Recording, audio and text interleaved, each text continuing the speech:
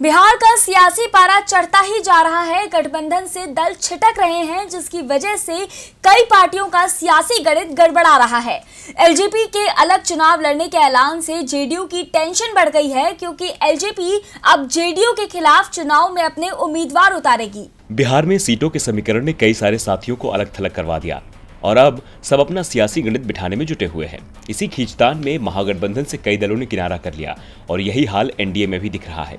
NDA से लोक जनशक्ति party ने अलग होकर स्वतंत्र रूप से चुनाव लड़ने की घोषणा कर दी है, जिससे अब जेडीयू की परेशानी बढ़ना तय है, क्योंकि एलजेपी 143 सीटों पर चुनाव लड़ने की तैयारी कर रही है और एलजेपी ने यह भी साफ कर दिया है कि वो बीजेपी नहीं बल्कि जेडीयू के खिलाफ उम्मीदवारों को खड़ा करेगी, जिसके बाद से जेडीयू में मंथन का दौर तेज हो गया है। आपको बता दें कि एनडीए में बीजेपी के साझेदार जेडीयू और एलजेपी के बीच चुनाव की घोषणा से पहले ही बयानबाजियों का दौर चल रहा था। चिराग पासवान लगातार नीतीश सरकार की आलोचना कर रहे थे, वो चाहे किसी योजना को लेकर हो या स्वास्थ्य मुसीबत या फिर प्रवासी मजदूरों का मसला हो।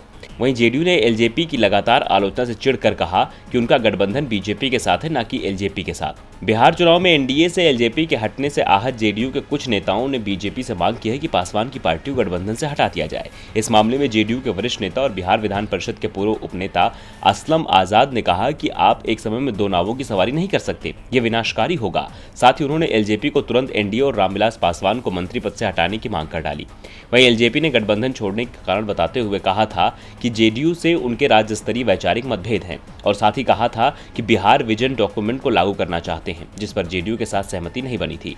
पार्टी ने कहा कि बीजेपी के साथ हमारा मजबूत गठबंधन है और बिहार में भी हम इस सहयोग को जारी रखना चाहते हैं। हमारे संबंधों में कोई खटास नहीं है। अब इन सबके बीच बीजेपी क्या बात सामने रखती है, ये देखने वाली बात होगी, लेकिन एलजेपी के ऐलान से नीतीश के होश जरूर उड़ गए हैं। टीवी लाइव की रिपोर्ट।